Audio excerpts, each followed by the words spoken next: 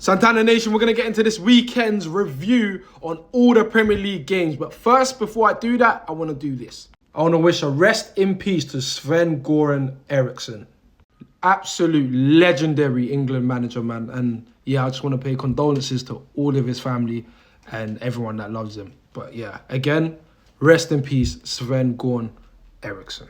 So first game we're going to be talking about is this one right here, which is Bournemouth versus Newcastle. Listen, another game that shows why English officials and VAR, who actually control VAR, is absolute bollocks. Simple as that. Absolute bollocks.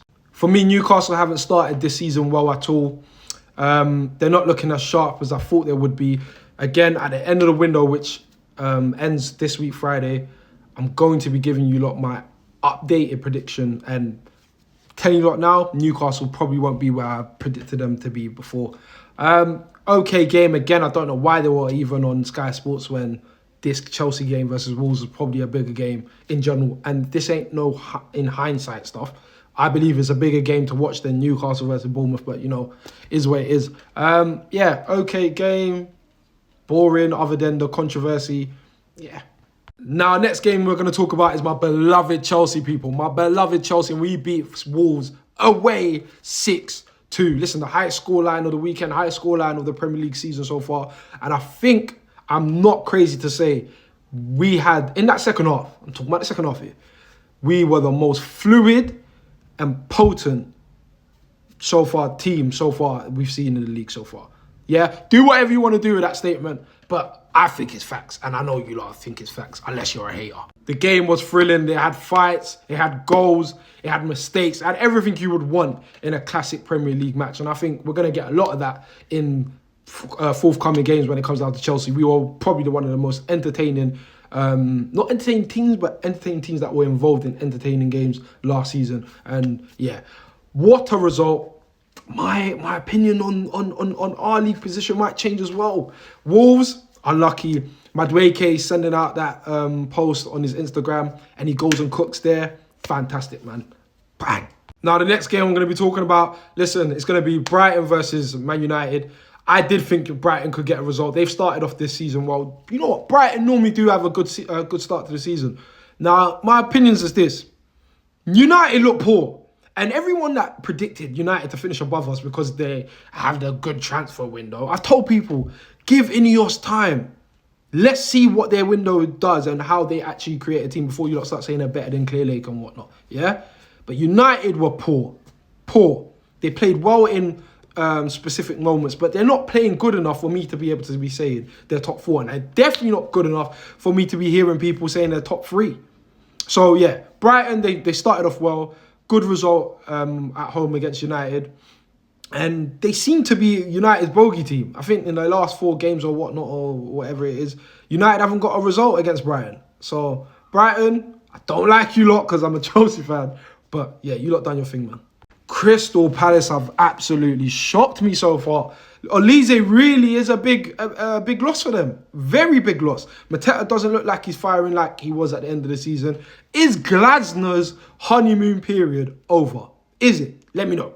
Because that game ended West Ham 2, Crystal Palace 0. And West Ham, to be honest, I know I just said Glasner's honeymoon period is it over, but Palace had chances to win that game. Enough chances to win that game. Eze, he's been very unlucky, but I feel like he's playing like a man that's got all the pressure of Crystal Palace succeeding on his shoulders, and he kind of does, but yeah, it's not, they're not getting over the line.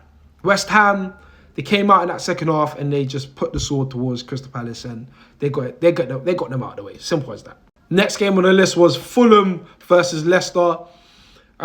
Fulham, they're looking all right. I'll be real. They're looking all right. Leicester, again, they're another team. They're looking all right. They could stay up, but they need to get results. Games like this is the games they need to be winning. It's as simple as that.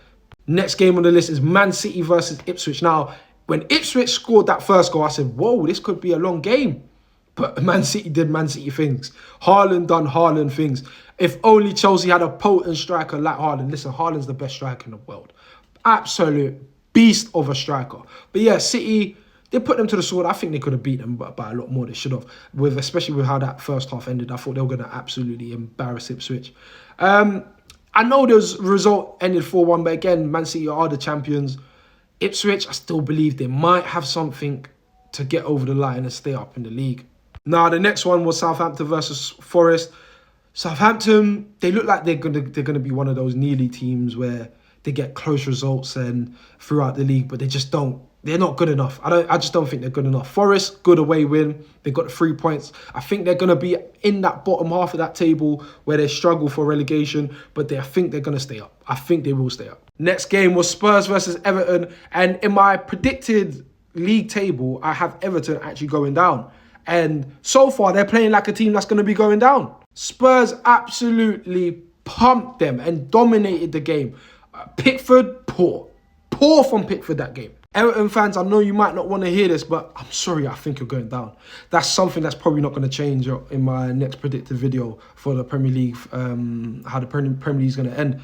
Spurs, they played very well, but again, I don't think they're up and firing yet. I don't think they're top 4 yet. I don't think any team's really and truly up and firing yet. But yeah, Everton, not a good show. Not a good show. I just remembered I missed out Liverpool versus Brentford. Now, Liverpool beat Brentford 2-0. I think they had an okay performance. They had a lot of chances. Liverpool created a lot of chances. They don't seem to have their clinical edge yet, but they just look like a team that they're able to just get over the line. They got world-class players. So they just look like they're going to get over the line. What I did find funny was the little thing that went on between Arne Slot and Trent Alexander-Arnold. For me, Liverpool fans, you might not want to hear this, but I think Trent's gone. I think he's already got his mind secretly on Madrid. He's going Madrid.